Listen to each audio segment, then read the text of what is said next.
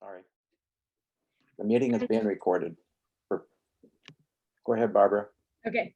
And we have still have money from a grant to fund our National Night Out in the Park.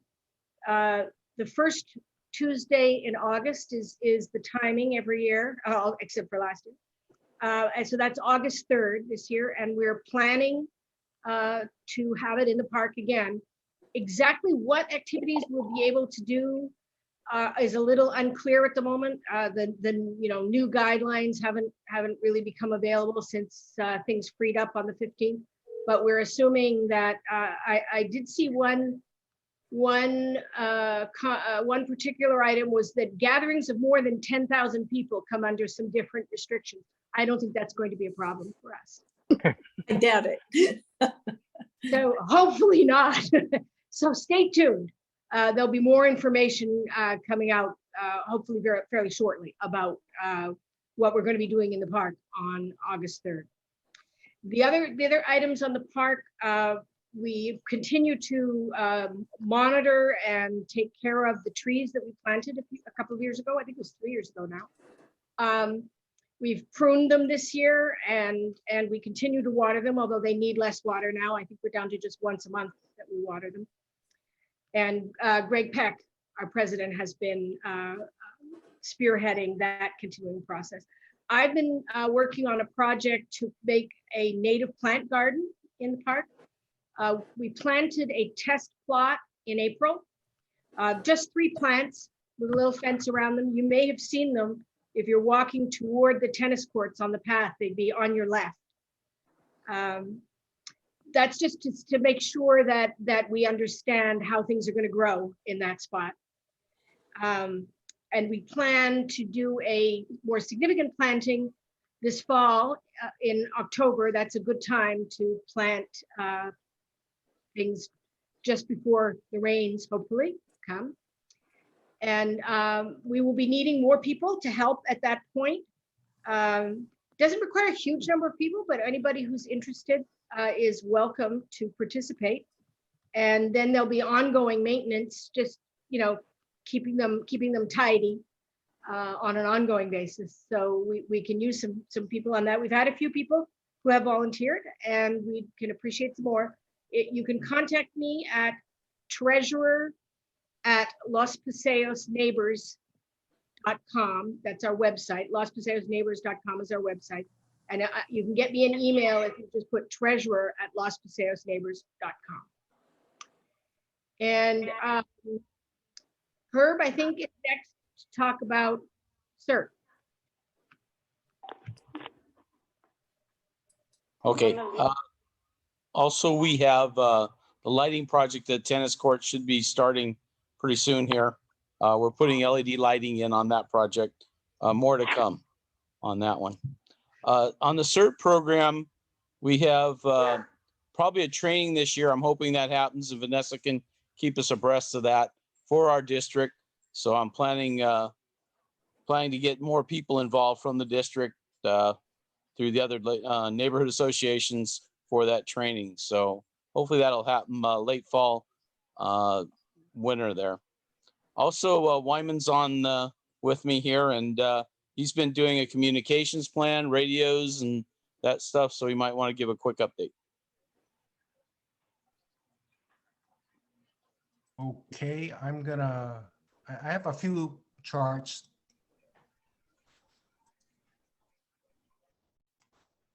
Okay, so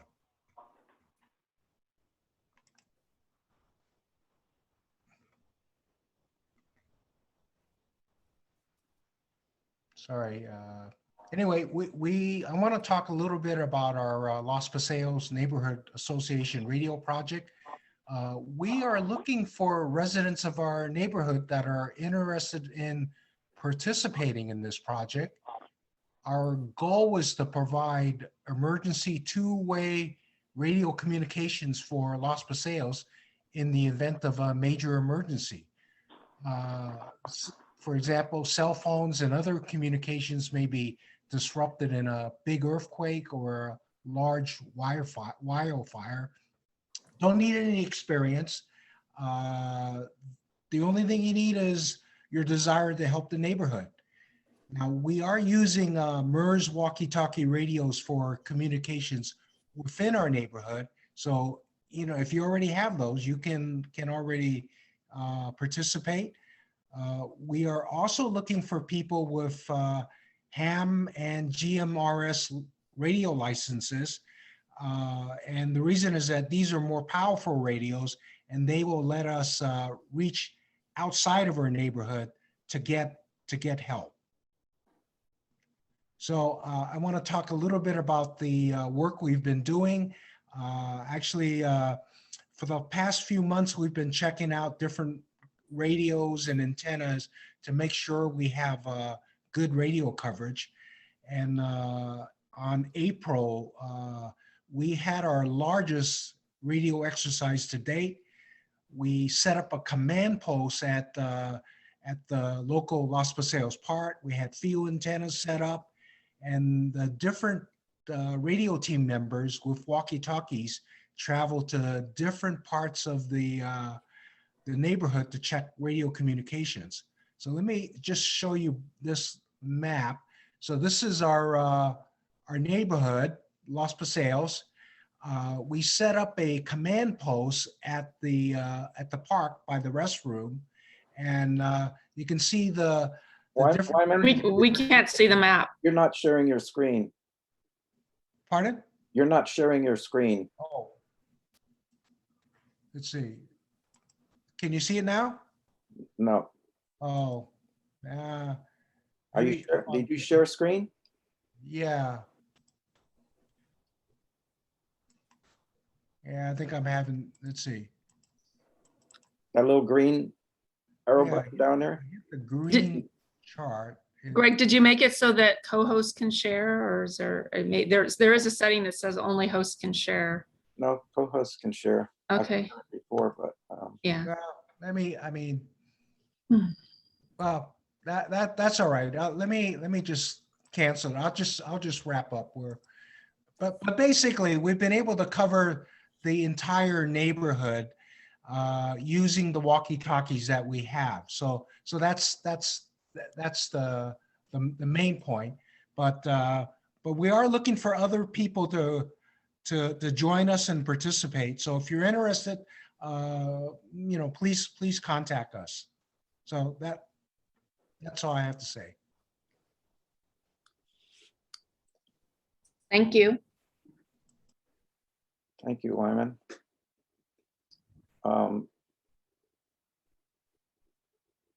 We are interfacing with some other neighborhood associations too. I don't know if he said that while I was distracted a little bit. So Sergeant, would you like to give us an update, please? Thank you. All right, so this is my first community policing meeting as a sergeant, and my first community policing meeting in probably 15 years prior to me getting hurt. So you had asked me or sent me some questions in one of your previous emails, and due to busy work schedule or calls for service, wasn't able to speak to you before then. I was on my days off. So in your email, one of the questions you had was changes coming to the San Jose Police Department. Actually, let me back up. So I'm newly promoted, going to go on 3 months at the end of the month of being a sergeant. I've been on the department for 19 and a half years. I've worked patrol my first 5.5 years. Then I had emergency back surgery. Then I was off of the streets for about 4.5 years. I still have residual stuff from that back surgery, foot drop, back issues, etc. But I'm still on the street now. I've worked the assaults unit, the missing persons unit, background unit, and I did 2 3-year stints in our internal affairs unit. And that's where I was recently there from January of 18 till March of this year. And I rotated out, got promoted, back on the street here. I work swings, which is 3 p.m. to 1 a.m. and have Monday, Tuesday, Wednesday off. And on the other side of the week, there currently isn't a sergeant because he retired. So the Sunday through Wednesday or Sunday through Wednesday team does not have a permanent sergeant at this point. So with that said, let's see, changes coming to PD in light of recent events around the country. So Captain Dwyer was able to provide some of this information. So in the wake of the civil unrest that occurred in the city last late May to early June, the department completed an after action report and submitted it to the council. Additionally, the independent police auditor, which is the civilian watchdog of the police department, has contracted with an outside agency to conduct its own after action report. Once completed, the results would be made public. The department is also working with an outside company to conduct a complete review of the police department's use of force policy and training. Some of the immediate changes that have been made are the policy regarding projectile impact weapons. We have stun bags or stun bag shotguns. So it looks like a shotgun, but it shoots bean bags at people at high velocity. We have foam rounds that are yay big, yay thick. And then there's 30 millimeter rounds that shoot out like little rubber, smaller bullets, or rubber bullets. There's been changes to those when it comes to crowd control situations. The department has banned the use of the carotid restraint, and the carotid restraint is different from the chokehold.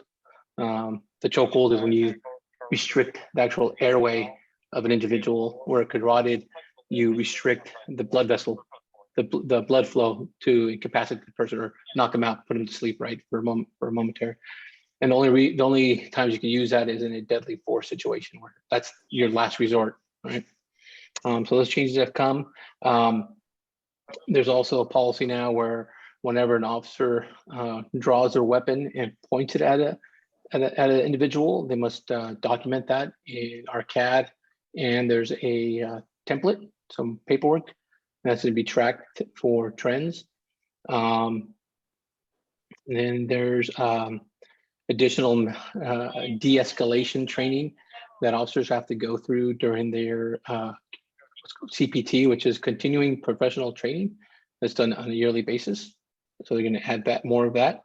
And then there'll be more recommendations based on the after action report, and that'll be in line with the 21st century policing philosophy. Crime trend in the 5 neighborhoods south of Monterey. So I contacted our crime analysis unit. So that's your neighborhood, roughly, right? Roughly, yeah. Yeah, our Bernal, Santa Teresa, and then the foothill here, Monterey, and on the other side, the mobile homes and the homes on this side. So in there, I asked them to do a year over year for the last 6 months. So the beginning of the year, January 1st, to the latest stats were late May. Overall, things are trending down. Like vehicle theft is down 31%. Let me say this: having worked here for being assigned to this district for 2 months as a supervisor, and then I worked day shift out here, same days off, from September of 16 through beginning of January of 18. Your neighborhood, we didn't get that many calls for service as much as the other neighborhoods in the district. And if you're not familiar with the district, it goes from A7 when it comes down to Santa Teresa. It takes Santa Teresa all the way down to the Coyote Golf Club, and then it takes Blossom Hill essentially all the way down to Hellier. That's how big this district is. So, and you're in Yellow 5, which is I think the biggest district, and you're a small portion of that. So we would rarely come out to there. When we would, it'd be your typical disturbances, nothing major. Vehicle theft are down 30+%. Mental health holds are down 44%. Although I have noticed that there's an uptick recently in calls with people with mental health crisis. And now the department has a mobile crisis it's called the MCAT. I'm not sure what the A is. They'll respond along with the social worker to calls for service where the individual's having a mental health crisis. Auto burglaries are down by nearly 40%. Child abuse allegations are down 80. Domestic violence is down 20%, although felony auto burglary is up. We got some, let's see, missing juveniles are down, assault and battery is down, vehicle tampering is down, although even though felony domestic violence is down, domestic battery, in other words, where there's not a significant injury or maybe a complaint of pain, small redness, that is up 33%, where you're going from 3 in 2020 to 4. So it's only 1. There's only, in terms of raw numbers, it's just one. It's gone up 1. Court order violations are down, but again, they're so small that the statistically insignificant. But for the most part, the stats that they gave me, which I have here, they're down overall 20% year over year for all the types of crimes that I have here. And I could share. Let me see if I can share the screen so you can see. Oh, this host disabled participant screen sharing. That's me. But yeah, He overall, can let you share if you okay. want. Okay. If you let me find this, and then I'll go. Let me know when I've been allowed, and you can see it for yourselves. Just make him a co-host. Make him a co-host. He is. I think he is already. No, he's not. No, he's Okay, not. All right. May- Yeah, okay. There you go. Now you should be able to do it. There we go. Let's see. So if I go this desktop. Screen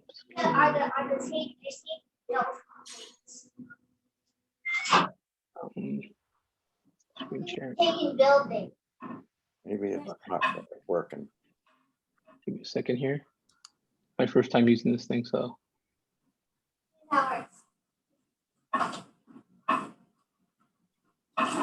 You should be able to hit the green button, and then when you do the green button, you should have screen and then just share. That's what it should look like.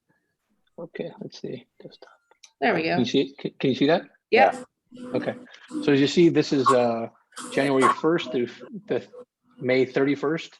The one caveat is that the crime analysis personnel told me that some of the late May incidents could change based on what's officially reported to the California Department of Justice. But for the most part, these are the stats that are going to be reported. So if you look, they're not very high numbers, raw numbers, but stuff is down. 5150 hold, mental health hold, misdemeanor burglaries, down 37, et cetera. Sergeant Hernandez, there was my understanding was somebody died. Somebody was stabbed at the Lucky's store, and they thought it was a resident, a homeless guy that we all kind of know about around the neighborhood. Then that got disbanded. He's still here, but there was supposedly a stabbing and somebody died. Do you know anything about that? When was this? It was 3 or 4 Probably weeks 2 ago. weeks ago. Yeah. No, it was more than that. That did not happen. What do you mean? The whole thing didn't happen? Nobody died. Yeah, nobody died. So there was a stabbing, but nobody died.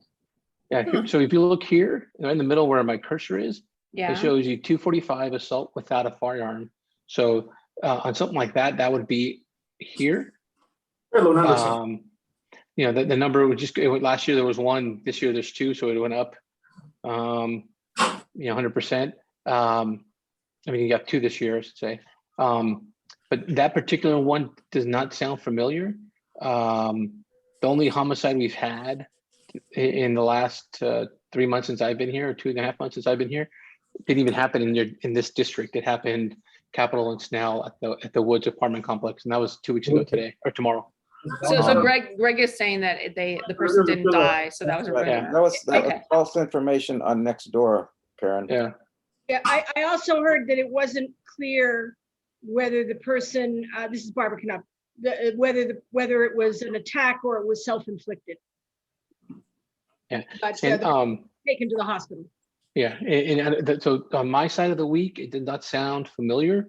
It could have happened on the other side of the week, the Sunday through Wednesday team. And unless the person's outstanding or there's something peculiar about it, you know, it'd be, I wouldn't know about it. But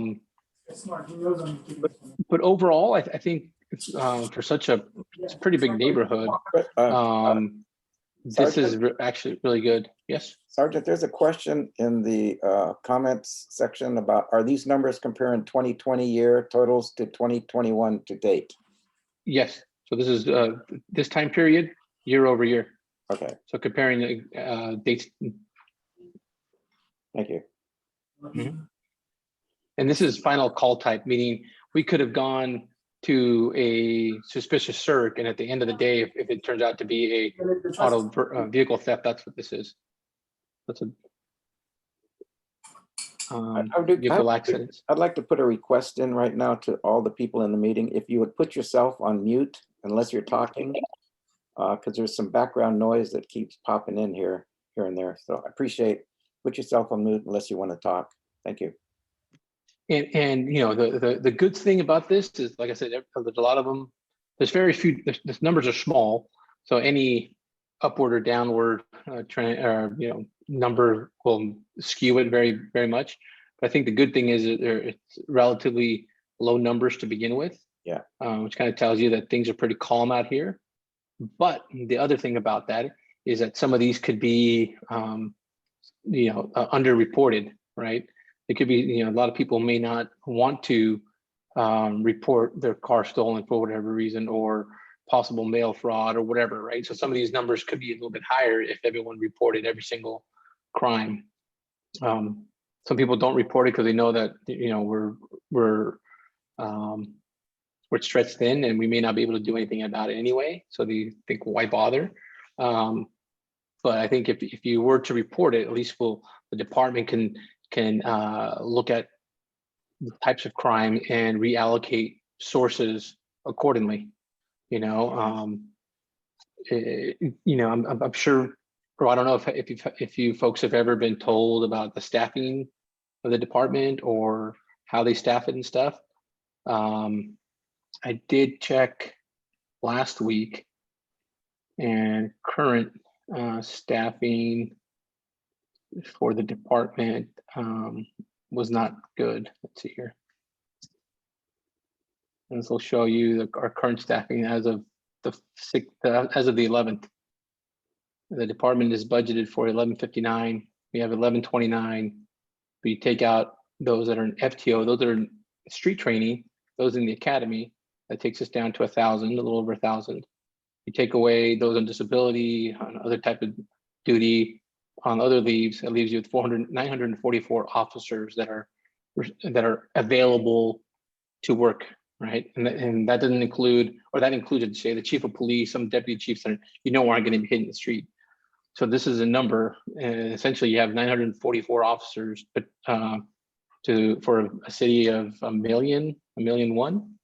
And I described to you how big your district is, not your neighborhood, but the district. And on my side of on my team, I only have 4 officers right now. There is someone from day shift staying till 10, so he's holding over, so it gives you 5 officers. And then that officer is assigned to your area today. So if something happens, he'll be going to Los Paseos neighborhood, so it's anywhere in there. So we're all pretty low. So it kind of is not a good thing, because when I worked out here 15 years ago, on our overlap days, there'd be 6 guys out here all the time, and there wasn't all the housing that's by the old IBM, right? The Caudle, that was all IBM, so there was no housing there. So you've increased the population of this district by 20, 30, 40,000 people, but the numbers of officers have been the same. he also has in here. It Officer has Hernandez, are you a Yes. yellow district sergeant or who's yes. sergeant for Yes. yellow district? Okay, I you am. mentioned you're the only one then? So for swings, I am the only swings assigned sergeant. So I work Thursday through Sunday. Okay. The sergeant that works Sunday through Wednesday out here, he retired 3 weeks ago, 4 weeks ago, and they have not backfilled him. So the next promotions will be in August, I believe. And in August is when they may place a sergeant there. In So the you only meantime, have 4 officers then for your area at this point, for my team, I have 4 officers, yes. including And- yourself or not? No, not including me. So there's 4 officers that are on my team. We're hoping to get 1 or 2 more of the new batch of recruits that are just finishing off their field training. But you know, that's not a decision I make. That's the decision that other people make. I think they take into account the call volume, and we've been busy, and I hope that they do backfill us those 2 spots because it's been nonstop the last 2.5, 3 weeks. So is Adam and Tom district the same way? They have Because they're your backup, right? yes, so they are our backup. I think for both teams, they only have 1 sergeant, and they have, I think, assigned. They have that are actually assigned to the team. I think there's only like 6 officers for both districts, and they usually put relief spots. So when we overlap our overlap days, they usually put the relief guys there to give them a total of 9 for both districts, which is kind of typical for a lot of districts.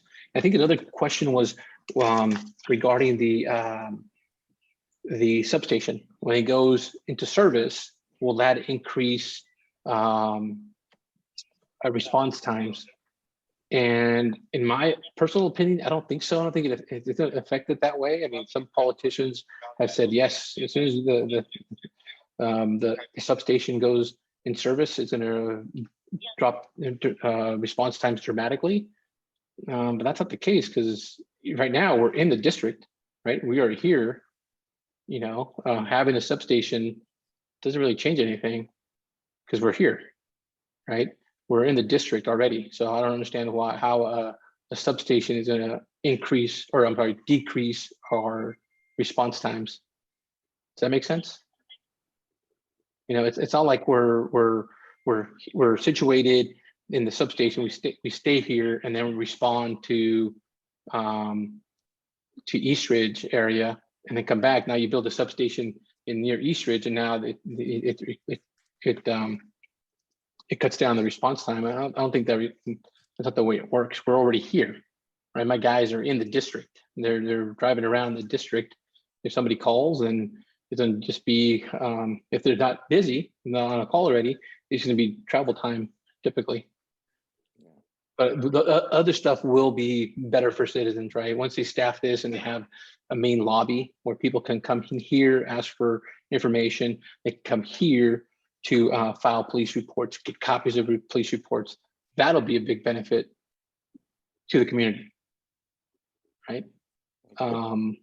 If that makes any sense. Yeah. There's a question in the chat about, do we have the ability to download that chart? And I'm not sure what chart that Teresa's asking Oh, for. the stats? Is that the chart you're talking about, Teresa? The stats?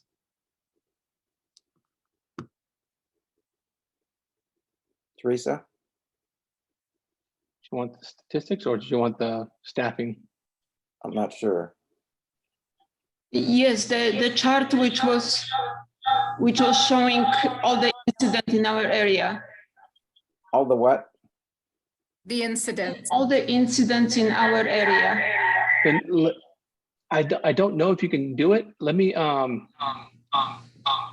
confirm with crime analysis that you're able to have this. I don't see why not.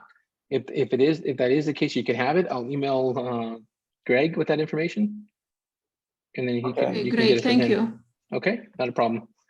Then there was another question regarding the encampments in the area and along the roadside. Encampment cleanups have been put on hold for the last year due to the COVID pandemic. We're starting to open up, so that may start up again. It'll all be based on CDC guidelines. When they do, the police department only acts as a civil standby or kind of like protection for the civilian workers, the civilian city workers that are out there doing the abatement.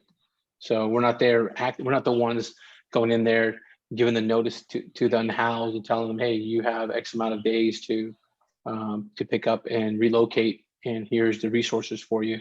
It's other city workers. They go down there. We're just there for security purposes, and those will continue as soon as the pandemic restrictions lift. Also, so a lot of the times it's the water district property and Caltrans property and the Department of Transportation property that we are there to help.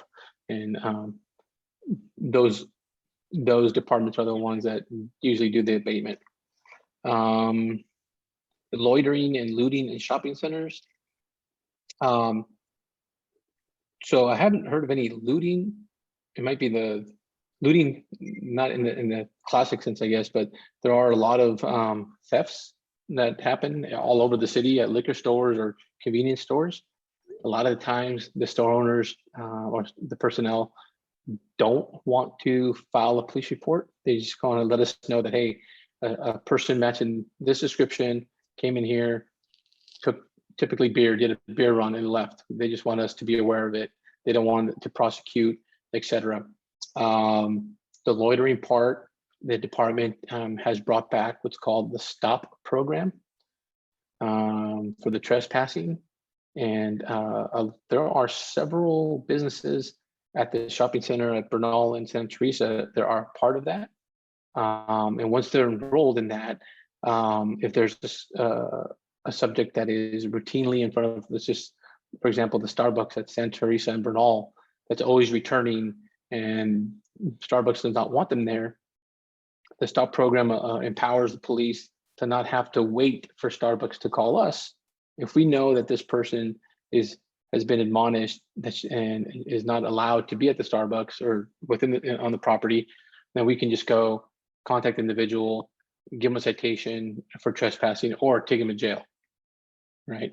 But it's up to the individual businesses, and since it is open to the public, there's a little leeway in terms of what they're doing and stuff.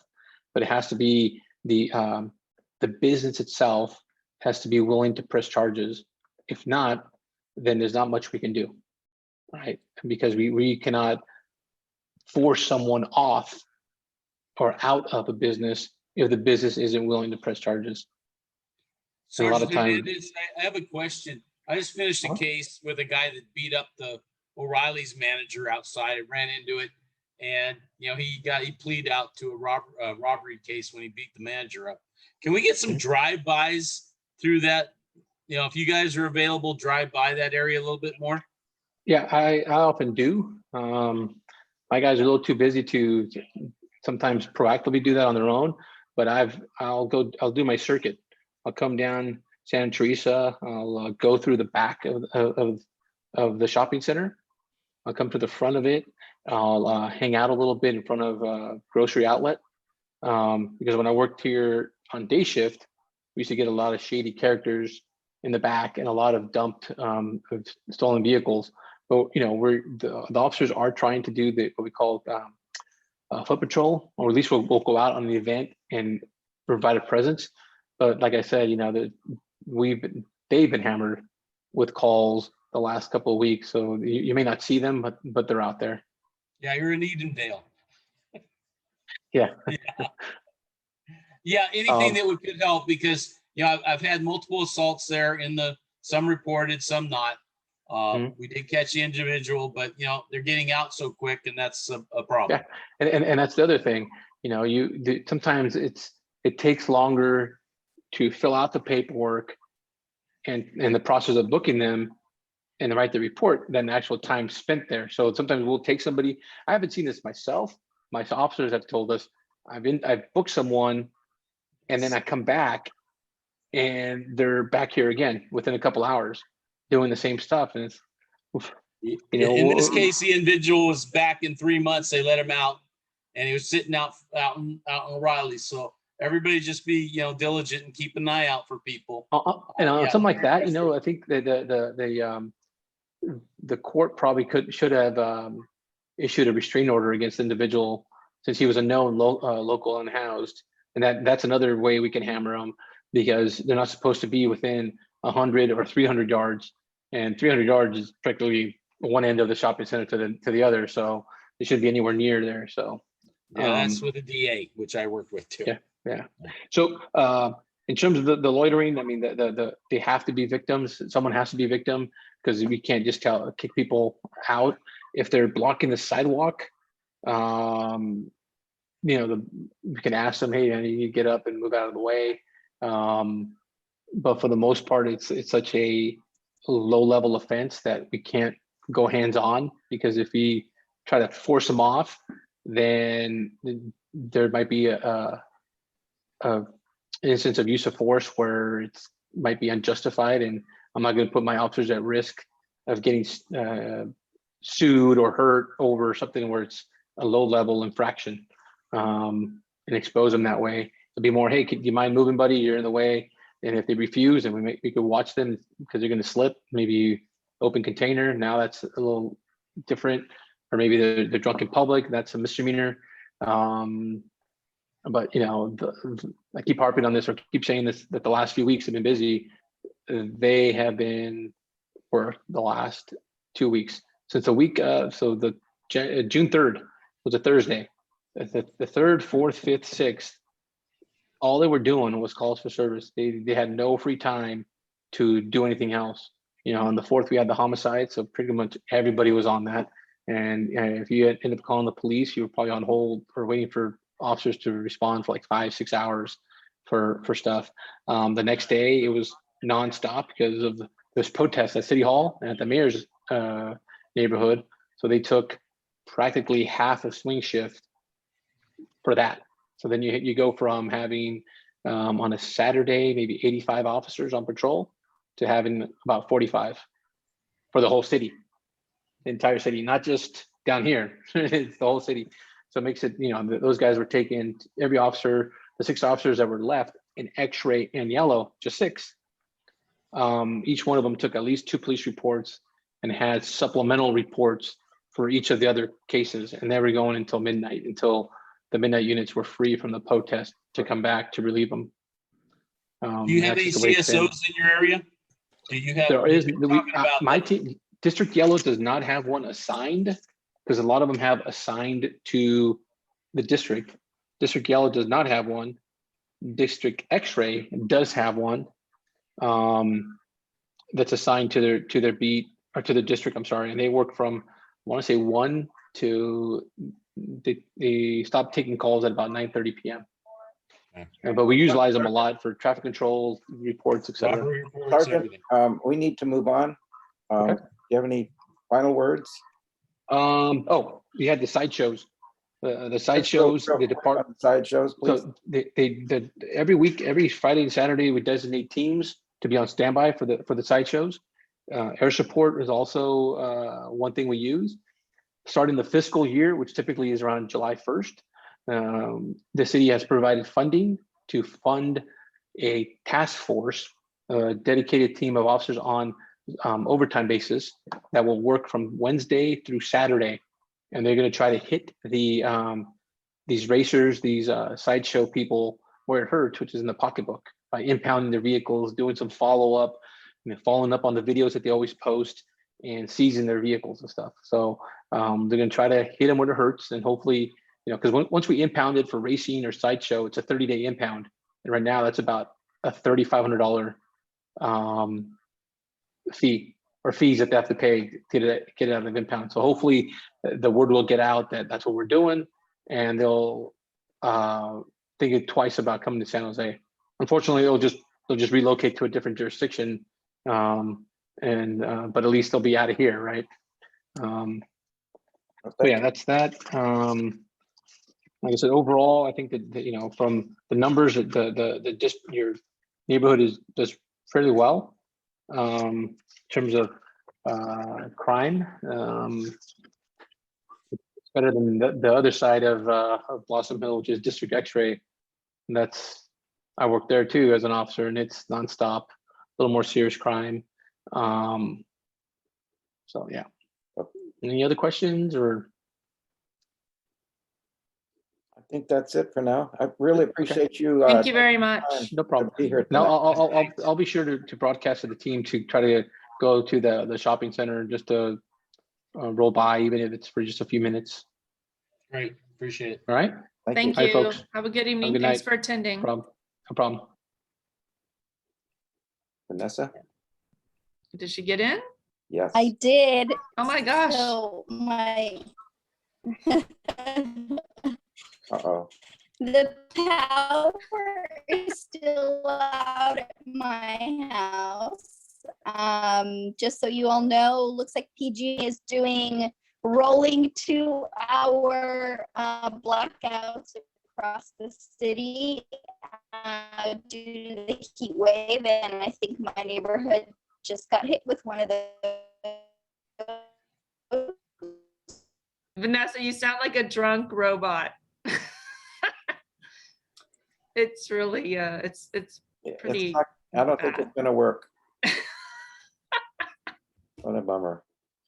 Maybe you could give us a update in writing that I could post to the attendees and the people who attended our meeting and our members. Okay. Thanks for the good laugh. That made me laugh. Thank you, Vanessa, for trying. Really appreciate it. And thanks for the work on the getting the budget approved for getting the Burnell Way wall heightened down the road. Really appreciate that. For the neighbors that don't know about that, it's the Burnell Way wall at the end of the road near the train tracks. There's some proposal that was approved in the budget just the other day to extend the height of that wall. And it'll happen within maybe early next year. Right. So thank you. Hey, Greg, I just noticed that somebody from Senator Cortese's office is on, so maybe we should go let them go next since we were talking about pushing them up a little. Tim, are you okay with that? Yes, I am. Thank you. So it looks like Madeline. Madeline, are you available to talk to us? Hi, yeah, I'm just here as an intern for Senator Dave Cortese and just representing him in the office. And if you guys have any concerns, you can reach out to me. And yeah, I wasn't aware that we were sharing anything. We were just here to listen in. Okay, we weren't aware of that, so that's fine. That's fine. We thought you guys might want to tell us some big announcement or something. Oh, yeah. So I guess does anybody have any questions for Senator Cortese's office? I don't know if you heard that. Maybe put them in the chat if you have any questions.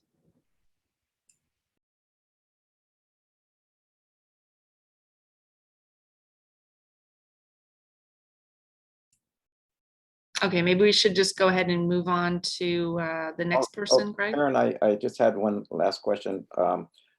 I'd like to know maybe the status of the Senate bills 9 and 10 that are kind of a hot topic in the state right now.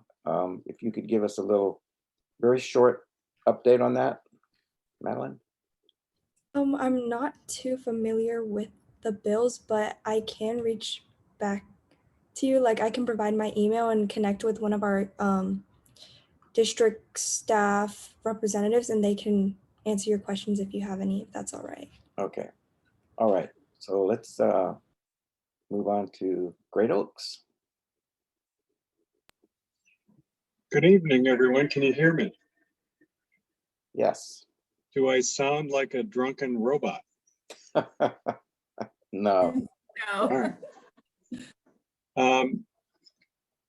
I'm Tim Guster. I'm Vice President and General Counsel for Great Oaks Water Company, and I've been with the company since March of 2007. Give you a little bit of background about Great Oaks. Do you want me to put that PowerPoint up there, Greg?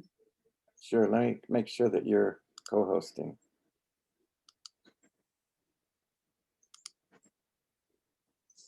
Yes.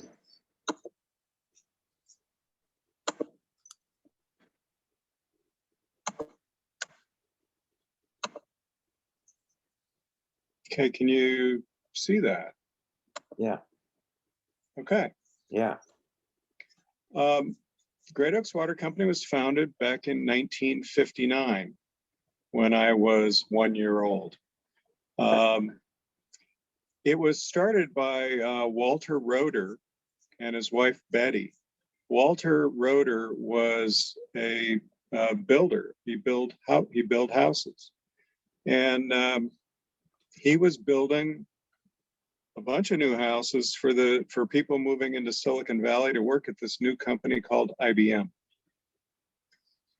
And he had a choice back then to either hook those new homes up to the city's municipal water system or to start his own water company. So he started his own company.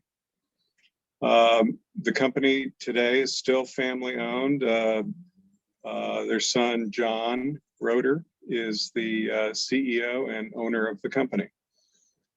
We have 21 total employees in the entire company, which relates to about 1 employee for approximately every 1,000 customers. We have most of our customers are residential, as you can see there. Out of the 21,375, 20,600 or so are all residential. The water that we provide is groundwater, exclusively groundwater. We have 21 wells located throughout the service area, and it's a very simple process. We pump the water out of the ground into the pipes that we've laid in the streets and deliver it to your homes. The water quality is and has been excellent. As you all know, the water, it's hard water, certainly. You probably all have water softeners. But the water straight from the ground meets all federal and state water quality standards. Over the years, the company has put the pipe in the ground under the streets. We have 6 water storage tanks with more than 6 million gallon capacity. Give you a quick idea of how it works. Basically, during the day, we will pump water to meet demand. In the evenings, we will, when the electricity rates are at their lowest, we will pump the water up the hills to the storage tanks. And then the storage tanks provide gravity feed of the water down the hill throughout the system.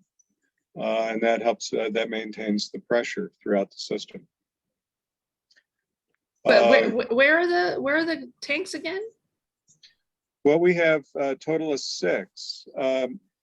You remember that little brush fire, you would call it, across 101 just earlier this week?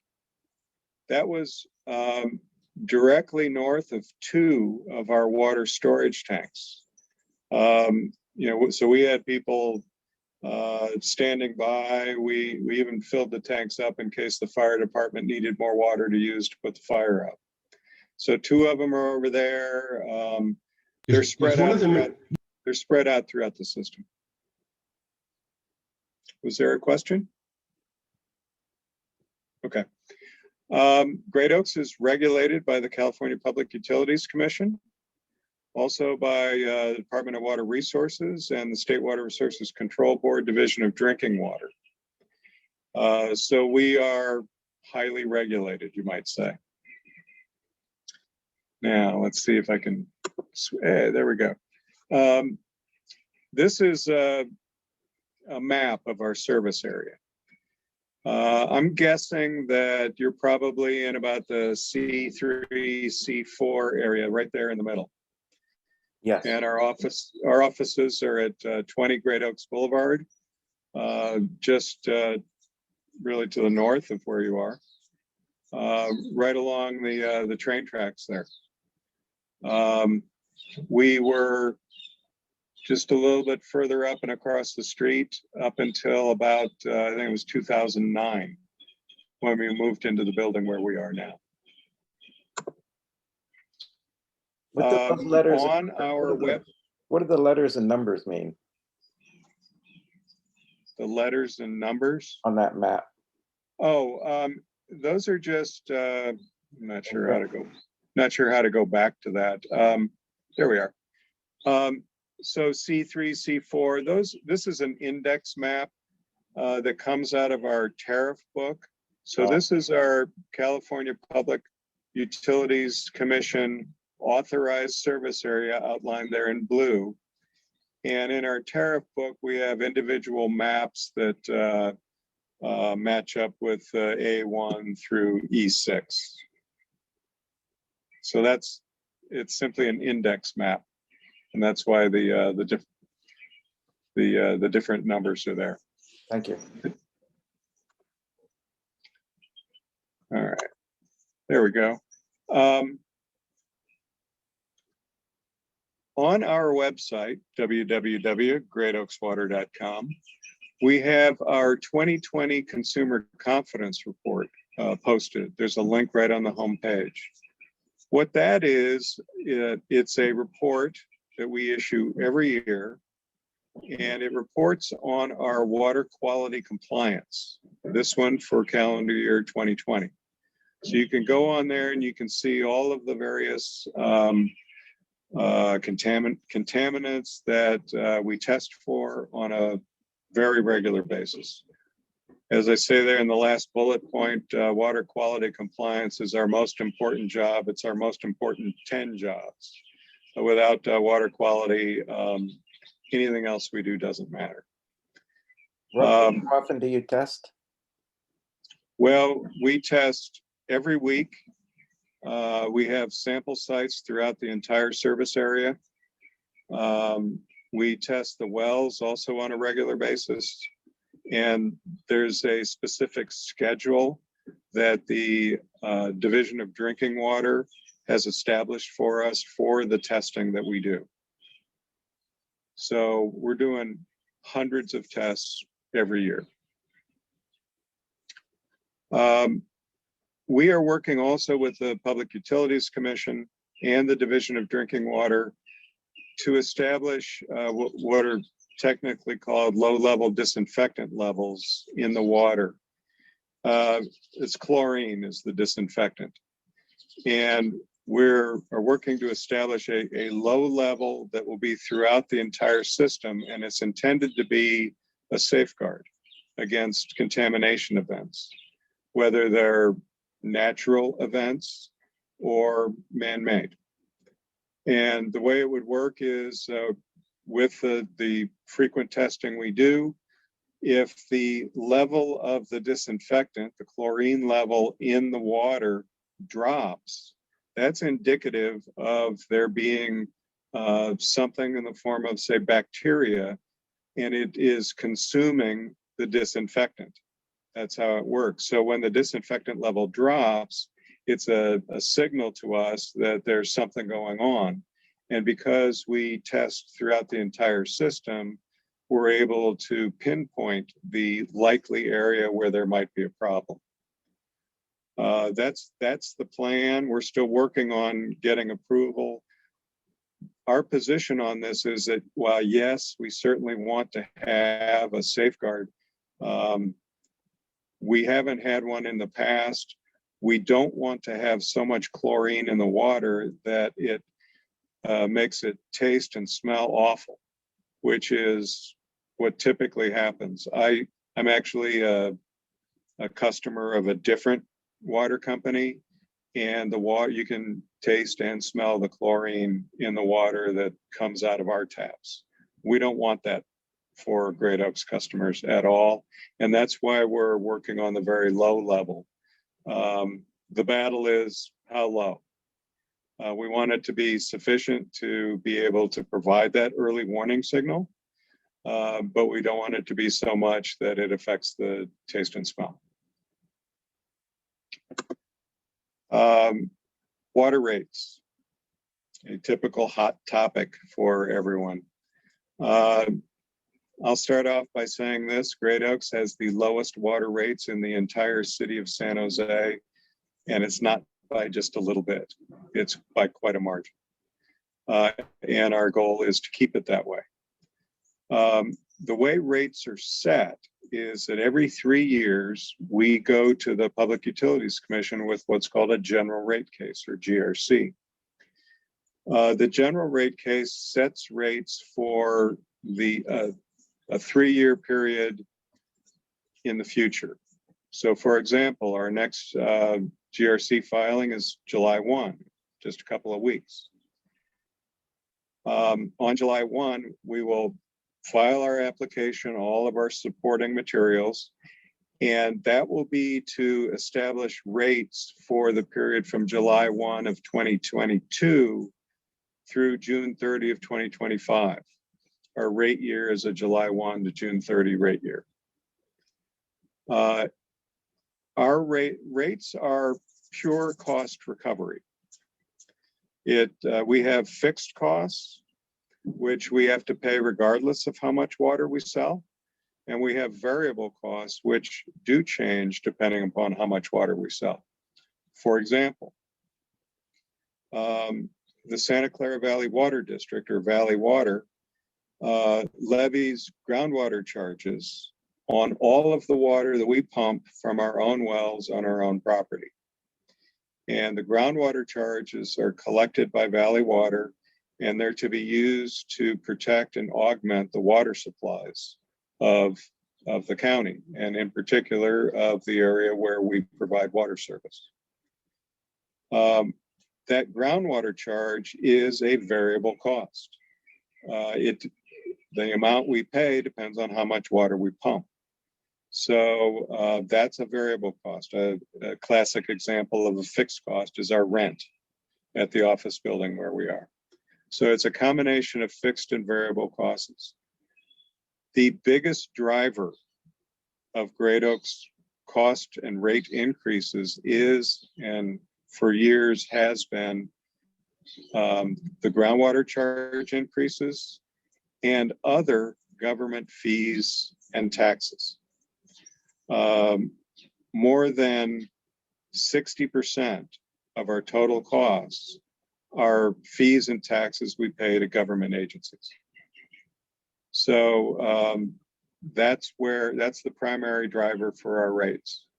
And as on the first slide you saw, we only have 21 employees. So, we're not overstaffed. Let's put it that way. There will be a rate increase in 2 weeks on July 1. 100% of that rate increase is driven by the increase in Valley Water's groundwater charges. The little chart there on this slide actually comes from Valley Water's annual report that they submit and they use to determine what the groundwater charges will be for the coming year. You can see in 2022 that they had actually projected in the top line that the groundwater charges would be $1,506 in 2022. That's the 2022 is the July 1, 21 to June 30, 22 time period. They actually gave us a discount. It's only $1,499. So the bound, that's in the North County. There is a dividing line at what you would sometimes refer to as the Coyote Narrows, between the North Zone and the South Zone. And the difference in the groundwater charges between the North and South Zone are primarily due to the fact that in the South Zone, Valley Water does not offer treated water. Treated water is water that is essentially manufactured at their several water treatment plants chemically treated, and then provided as drinking water. Great Oaks does not offer treated water to its customers. We're 100% groundwater, yet we are in effect required to pay for part of the cost of treated water. Great Oaks has been challenging this now for the last 16 years. And next June, I believe, we will actually have a trial on this. Now, we went through the process 7 or 8 years ago now, and actually won the case. Supreme Court eventually reversed it and sent us back to do it again under a different set of laws. So this is a classic case of justice delayed is justice denied. The way it would work is if we win and Valley Water pays the judgment, we would take out our costs first, and then the rest of it would all be refunded to our customers. So if we are successful in this, you would get credit on your bills, and depending upon the judgment amount, it may be a large credit. That's our goal, at least. So we'll keep working on that.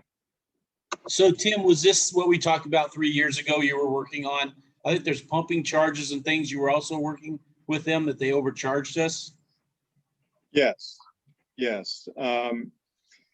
The test that the Supreme Court has laid out is that the total amount that that Valley Water collects in groundwater charges cannot exceed the total cost of what they do to protect and augment the water supplies. The second part of the test is that the amount that each payor of the groundwater charge pays, such as Great Oaks, is not paying more than its proportional share of those costs. And we are challenging primarily that part of it. Treated water isn't available at all in the Great Oaks service area, yet we're required to pay a significant amount of it. And the theory that Valley Water uses is that because they make treated water available to others, that means there's more groundwater for us to pump. Well, I'll just leave that at that, okay? Thank you for what you're doing, Tim. Yeah. Yeah. It's a little bit important to understand in that regard that where is that? There was a question that maybe as you're moving along in the chat about are Great Oaks lowest rates when you say that they're the lowest in the city? Does that include the higher tier rates also? It includes essentially the average customer bill. The rates that we charge, let's say, so we have 3 tiers in our tiered rates. Tiered rates are only charged to single family residential customers. Tiered rates continue to be an experiment that the Public Utilities Commission is running to see how tiered rates can help with conservation.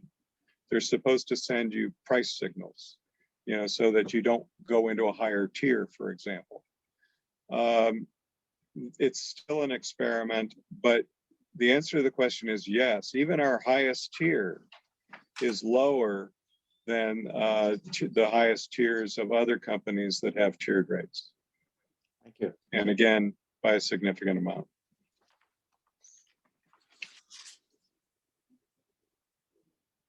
Mandatory water conservation, here we come. You probably all got something from us in the mail very, very recently about mandatory water conservation, what we call schedule number 14.1. And there's actually a June 28th public hearing on this that will be conducted by Zoom. We went through this before. We had the public hearing back in 2015. Some of you may have been there. We had it in the church that's part of our building there at 20 Great Oaks. Because of COVID, everybody's doing things by Zoom. So this public hearing will also be by Zoom. The bottom line is that we're doing exactly the same thing we did back in the last drought. the base year has been changed by Valley Water. They've decided to use 2019 as the base year instead of 2013. We don't have an issue with using 2019 as the base year. They call that the last non-drought year. But to provide a little perspective, 15% reduction from 2019 usage equates to 33% reduction from 2013 usage. Back in the last drought, we were calling for 30% reduction from 2013 usage. So this is, they're starting out with higher usage restrictions than we had even at the height of the last drought. This is because of several circumstances, including the fact that Anderson Reservoir is out of service now for the next 10 years, as Valley Water is to remove and replace Anderson Dam. And the water allocations, as they call them, from the State Water Project and the Central Valley Project, which is the feds, those have been reduced significantly as compared to what they are during a normal year. So we went from voluntary conservation where everything is kind of sort of okay to more severe water use restrictions than we had at the height of the last drought in about 2 weeks. It was on June 9th that Valley Water passed the resolution calling for 15% mandatory usage reductions. They declared a water shortage emergency. They asked Santa Clara County to essentially do the same thing. And Santa Clara County has followed through with that and has declared a local emergency due to the water shortage conditions. Now, we maintain vigilance over the groundwater levels at all of our wells to make sure that we're not, the water levels aren't going down so far that it affects our ability to provide water service. And we project that we have sufficient water to provide, even if this is a multi-year drought. So conservation plays a key role in all of that. If any of you participate in the June 28th meeting, feel free to ask questions. On the mailer that we sent out, there's an email address, conservation@greatoakswater.com, where you can ask questions. Those go directly to me, and I will answer your questions individually. On the bills that you'll get, so this won't go into effect until probably around July 13th at the earliest. On the bills that you get, you will see what your 2019 usage was for the upcoming billing period. It will provide you with what your allocation will be, based 15% reduction on 2019 usage for the next billing period. So you've got a target to shoot for. Most, if not all of you, also receive water reports from WaterSmart. There will be messages in those water reports that are specifically tailored to help you reduce water usage by the 15%, conservation tips and the like. The reality is that the easiest way for you to conserve water is to reduce outdoor watering. About 50%, half of all of the water that's used by residential customers in our service area is used for outdoor watering. So that's the easiest and best way to reduce your consumption without affecting what you do indoors, for example, showers and the like. So keep that in mind as you're looking at it. We do not have mandatory restrictions yet on how much you can water outdoors. You may recall last time around, the city of San Jose passed an ordinance that only permitted watering 2 times a week. And they even did it by address so that even numbered addresses could do it on let's say Monday and Wednesday and odd on Tuesday and Thursday. That has not happened yet, but if water conditions do not improve, you can expect that as to come in the future.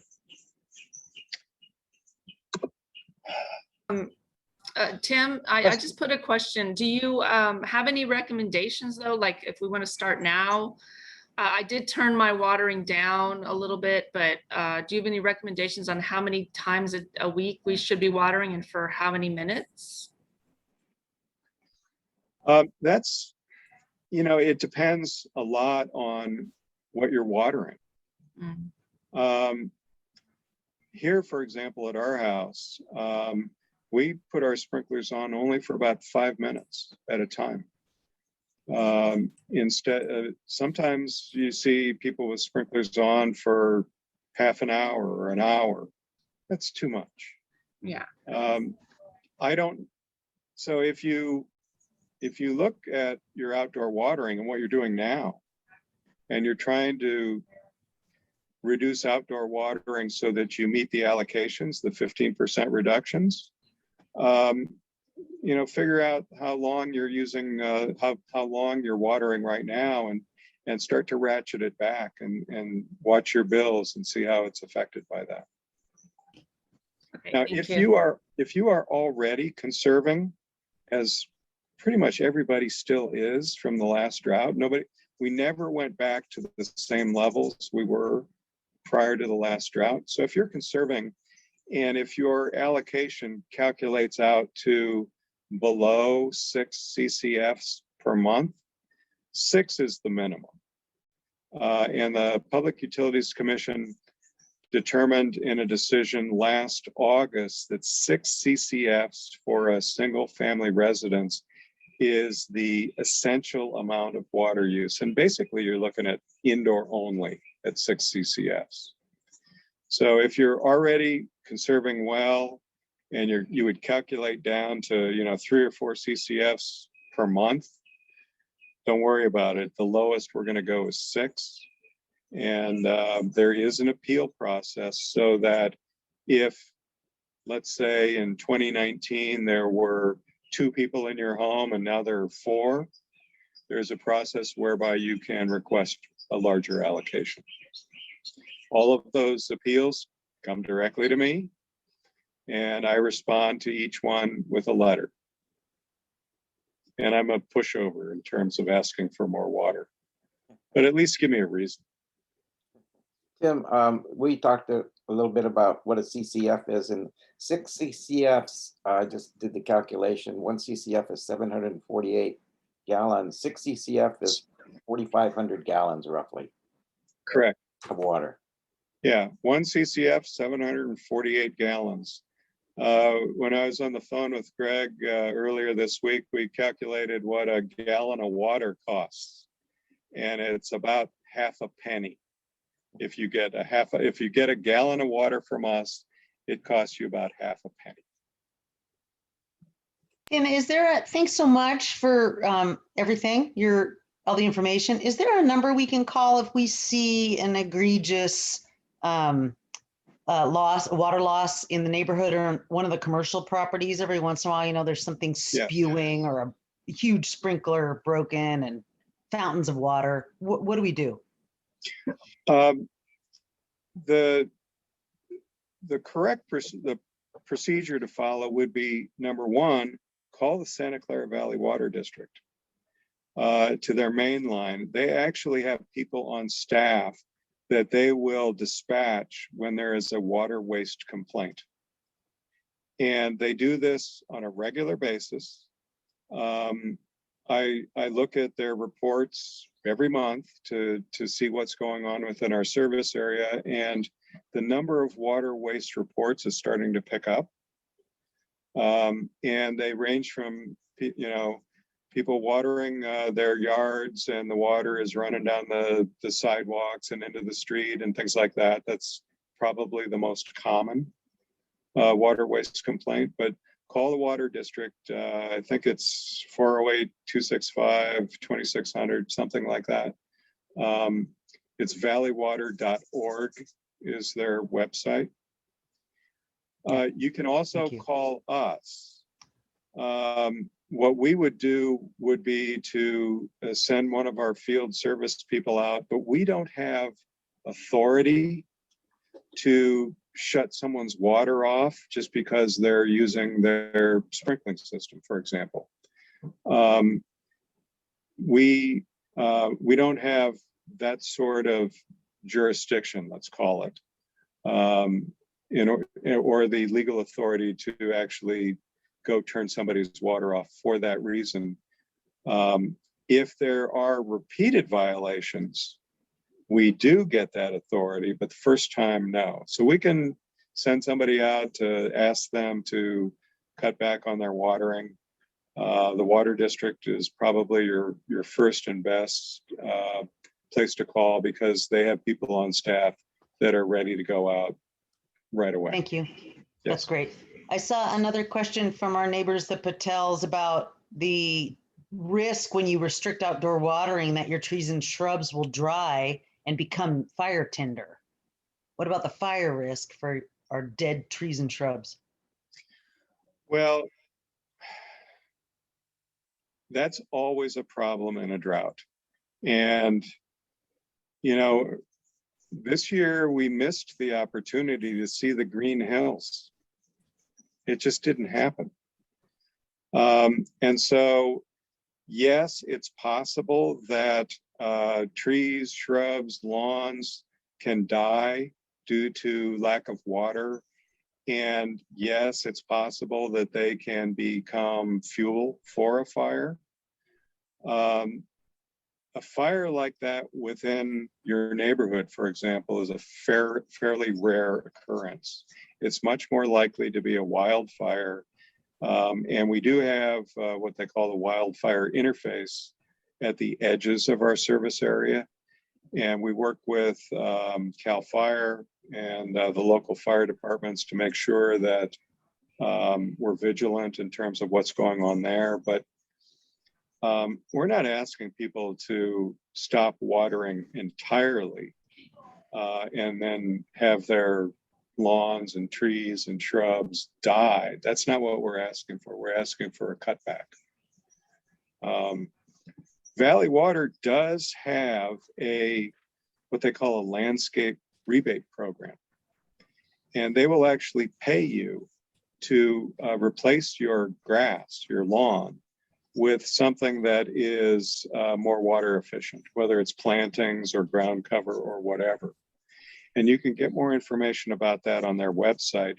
But the key there is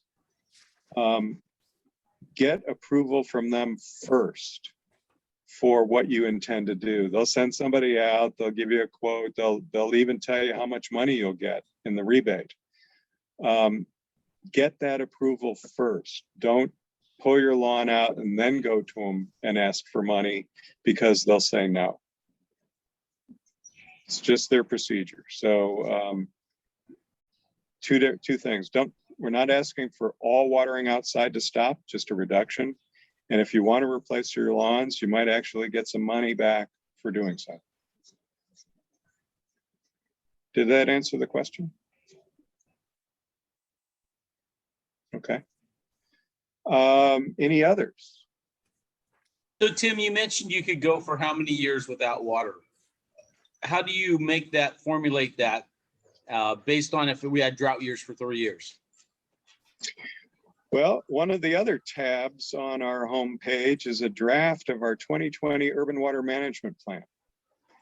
And the Urban Water Management Plan requires us to go through an analysis of different scenarios. One is a 5-year drought.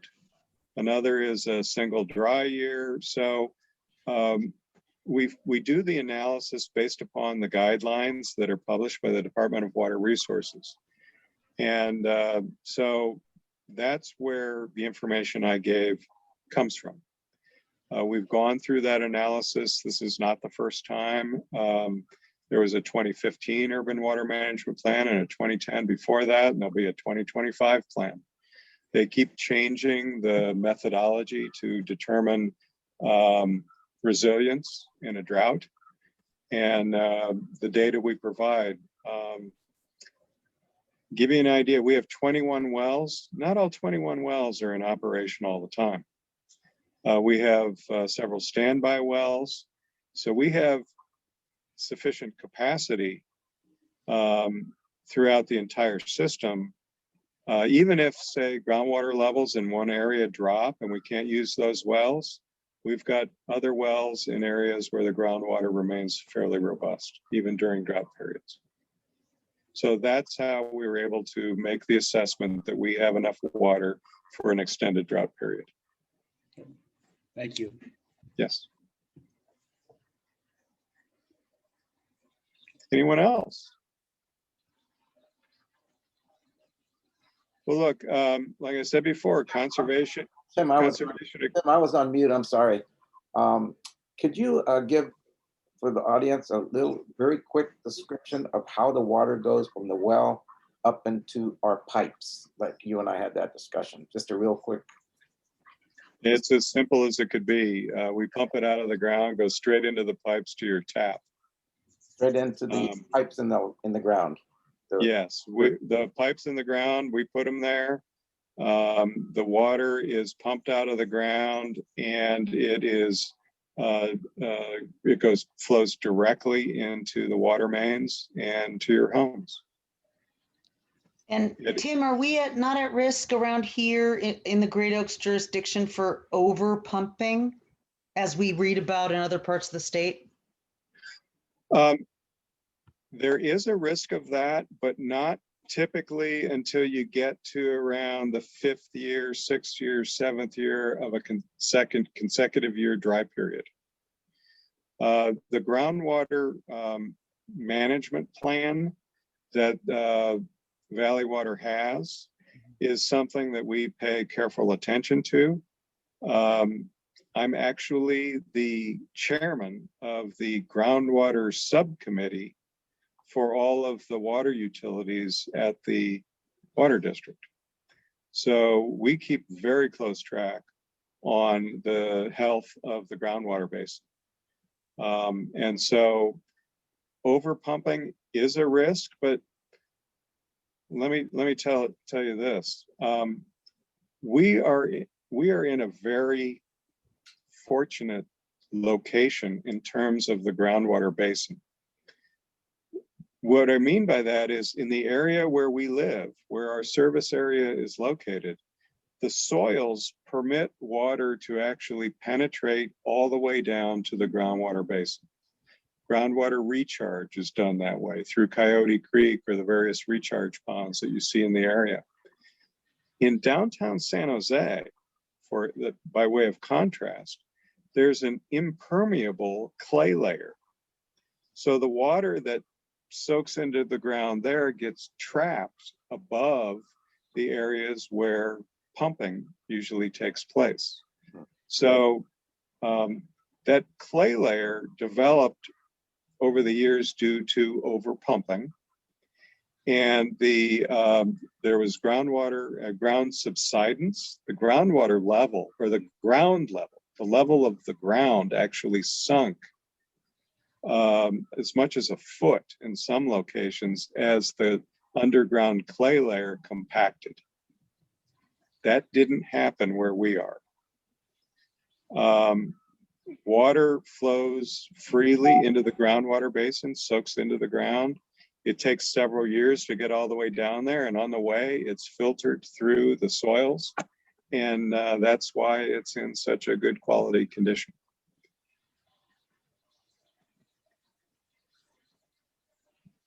So Tim, for fire, do we have park where the lakes are fire? And is that who owns the lakes over there? They are percolating into our water district, right? I believe those are, perk ponds or percolation ponds, groundwater recharge ponds, however you want to phrase it. And those are owned and managed by the water district. So they're used for fire then primarily for our area if we needed it. Well, because you mentioned the tanks that you were talking about, just in case, but yeah.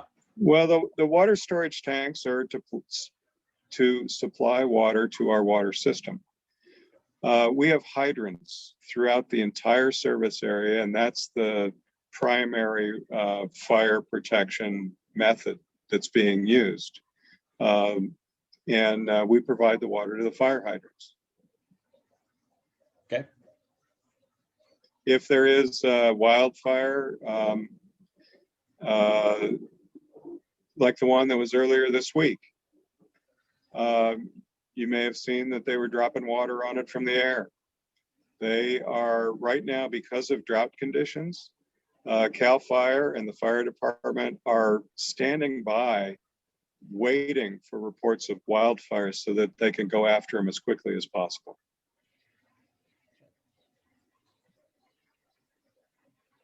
Did that answer your question, Herb? Yeah, I did. Thank you. I just, Okay. You see all the fires that we have. And so we're looking at, does it affect our water table? And really it's the water districts, pretty much. They take care of them. Yeah, did you see in the news that the fire that was started over there just to the east of 101 was apparently started by one of those metallic balloons that hit a power line? Yes. Yeah. How do you know? But we've had last year, we had a lot of fires up around here, which would affect your hydrants. Probably they were pumping water out of them. So I noticed and San Jose Fire was sucking it up to go up there. So, it's a percentage of your water. it certainly is, and we're well aware of that, and we're actually well prepared to provide fire protection services. Okay. And just so everybody knows, San Jose Water charges how much for their gallon? I'm not going to pick a fight with San Jose Water. Some of their people are very good friends of mine. I get it, but it's more, right? Oh yeah, it's almost twice as much. There you go. San Jose Water is a completely different company. They're 10 times our size, 10 times. And they're also significantly older than Great Oaks. So they, for example, replace tens of millions of dollars worth of pipes every year because they're old and need to be replaced. That's more money than we make in a year. And they're doing that just to replace some pipes. Yeah, So Can I ask a question? What is the expected useful life of a distribution pipe? Well, it depends very much on what the pipe is made from. Because we started in 1959, we don't have any lead service pipes or lead pipes in our system at all. And that was a common feature of water systems that were back in the 30s and 40s and 50s. So we've got a lot of plastic pipe, the PVC pipe that we use for water mains, and that has a much longer lifetime than some of the metal pipes that can corrode easily. So the life of a pipe depends on what it's made from. But all the pipes in the Great Oaks system are 59 or newer. Yeah, they are. So, I mean, you're talking about, what would that be, 62 years since that the first pipes were put in the ground, 62 years ago for us. And many of those pipes are still in place and being used. And they're more flexible, right? For earthquakes and that? Well, the PVC pipe is a little bit more flexible than, say, a concrete pipe or a metal pipe. That's true. But, earthquakes are difficult to assess what kind of damage they would do in advance. That's I have a question. I have a question. Barbara, is that a scene from Italy in your background? Yes, it is morning in a looking down into a valley filled with fog in Tuscany. Yeah, it almost looks familiar. I was there a few years ago in the Chianti region, Yeah, and it looked a lot like that. Close to that. It's just, I use it because it doesn't have anything that's really distracting about it. Yeah. Well, it distracted me. I have a question. Sure. So speaking about the age of pipes, I think it was from the Great Oaks mailers. Was there something about pipe insurance or was that? Yes. You probably get incessant mailings from a company called HomeServe, and we work with HomeServe. They provide various kinds of insurance that would, say, for example, help you in the event that you had a plumbing leak or a water service line leak or a sewer service line leak. Great Oaks water system extends to the meter that's out typically in a box in front of your house in the sidewalk area. From the meter to your house, that pipe is yours. So anything beyond the meter, if there's a leak, it's your leak to fix. Last year, we had a leak in that portion of our plumbing at our house here. And San Jose Water, which is our water service provider, also works with HomeServe, and we purchased the water line insurance. And what would have cost us at least $1,000 didn't cost us anything at all because we had that insurance. And the insurance is what, $6 or $7 a month. So we got our money's worth. So that's a sales pitch for HomeServe. Here's an interesting part of that. We get commissions for the insurance policies that HomeServe sells. And we share those commissions with our customers through the rate making process. So there is a credit that comes in from all of the insurance policies that our customers buy that actually helps to reduce rates a little bit.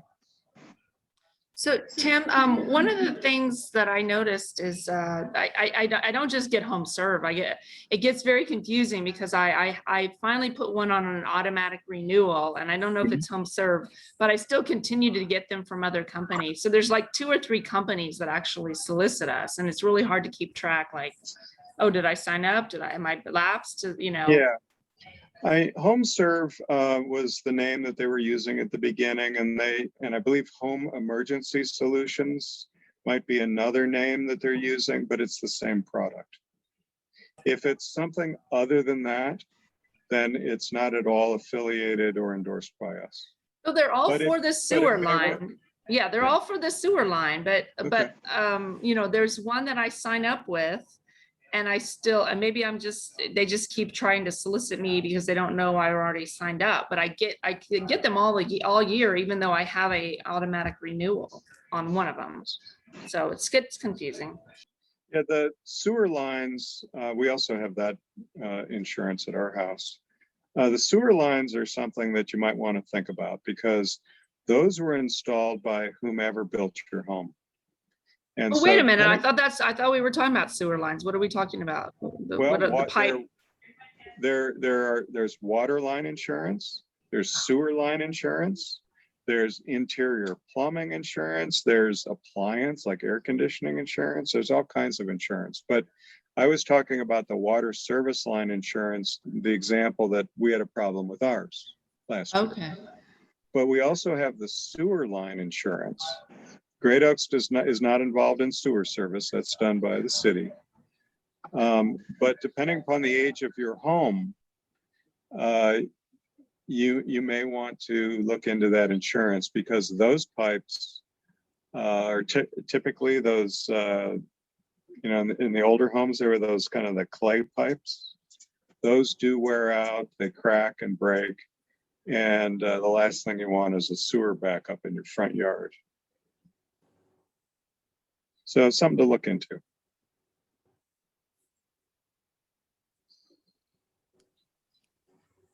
Anyone else? I got a question. I'm not sure if you can hear me or not. Yes, I can. I'm just curious why they chose 2019 for the water rate adjustment when 2020 everybody was working from home, so there was a lot more water usage, I would assume. in 2020. I'm just kind of curious why they chose 2019 for the year to adjust 85% of that year. The rationale that they provided was that 2019 was the last normal year. And by normal, they're talking about precipitation. 2020 was drier than normal, and 2021 is as dry as the driest year on record, which is 1977. So they chose 19 because it was the last so-called normal year. Okay, thank you. Mhm. There's nothing normal about it, but okay. Right now, what's going on? Yeah, I think normal is a word that does not apply in many of the things that are going on these days. Exactly. Thank you, though. Yes. Thank you for the question there, JN. I can't see your shirt there, Greg. What is it that you believe? There is good in the world. Okay. And you're right, there is. Yeah. Yeah. I was jokingly going to say lies, all lies, but I agree there is. You have to keep a positive outlook. I bought this outside of Lucky's one time. There was a group of guys sitting over there. They're trying to battle with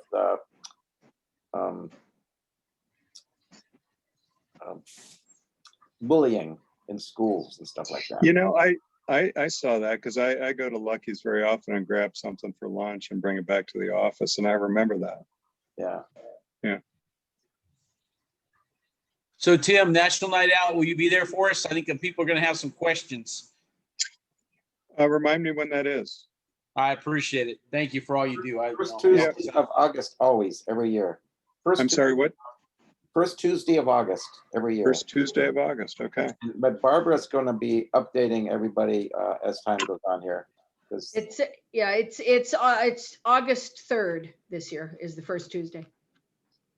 And we normally have vendor and nonprofit tables for people who want to present themselves to the community.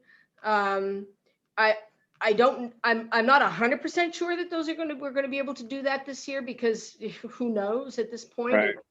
But I have a feeling that we probably will be able to. But we haven't got confirmation on that yet. I'll put it on my calendar. Thank you, sir. We would love to see you there. Yes. All right. I've learned a lot tonight, Tim. Quite a lot about what goes on in our water supply. I really appreciate you coming tonight. Yes. Well, I'm happy to do it. You know, we file our rate case application in July, and then sometime this fall, you know, September, October timeframe, there will be what's called a public participation hearing. And I'm hopeful that that can be done in person. And it will provide everyone with an opportunity to ask questions about what's in our rate case application and things like that. So there will be other opportunities for us to get together and talk about this. Great. Jerry, did you enjoy the meeting? Yes. You're muted.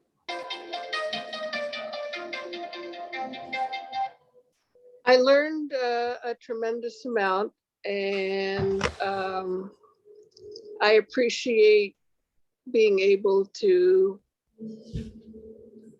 pop in. I'm glad you came from over there. Yeah. Yep. Well, I mean, the borders are relatively close. Yeah. So I'm sort of on the other side, Santa Teresa, at Avenida España, and we share the water, we share the fire, we share all of that, and I was going to say, we let you use our park. Yeah. and you let us use your park. Absolutely true. We think of it as our park. Well, it's a lovely, lovely park. And you do all kinds of interesting and great things as a neighborhood. And it's fun to see, you know, as various things happen throughout the year, that you're doing. The fact that your organization is so well organized and you do so much, and I appreciate it. Well, thank you, Jared. Thank you. Thank you.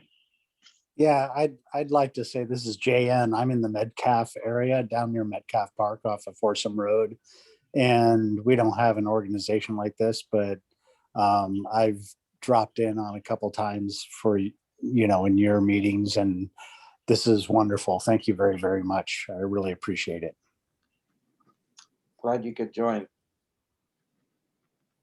Very glad. How about you, Jean?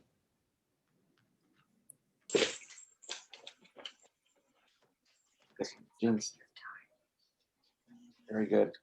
Well, I think we had a good meeting tonight. I don't know who has the number 569167.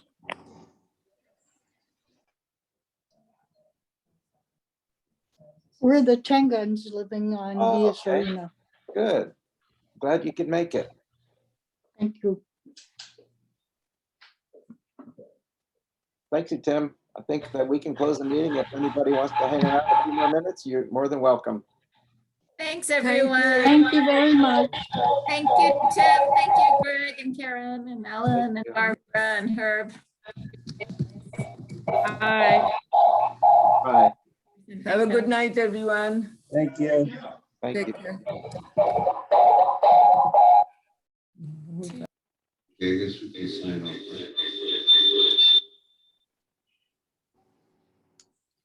Well, LPNA people, thanks a lot. Great work. Thank you, Greg. Lynn, you're a little bit on mute there. Bye-bye. We'll send Reagan out tonight. See you. Jean asked me a question. Jean, are you still there? It's my son's computer, and that's why this funny, weird face is there. I don't know what that person is. He asked me what my screen. I thought it was Wyman. Oh, was that you? He gets in his super suit and he goes out. No idea who that is. I'm using my son's computer, and I was like, oh my God, that's my meme or whatever. See you guys. See ya. See ya. Bye-bye. Bye, Teresa. Thank you. See y'all.